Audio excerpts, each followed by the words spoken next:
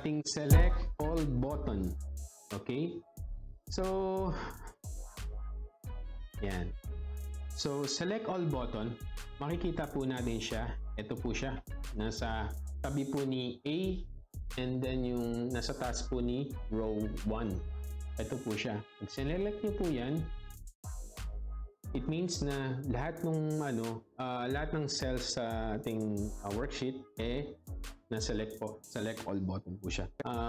Meron kasing easier way para kung, di ba usually kaya naman natin siya sineselect all is ika-copy natin siya from a book or sa different worksheet, right?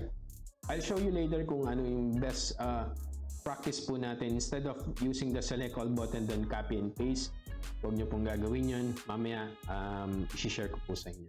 Alright?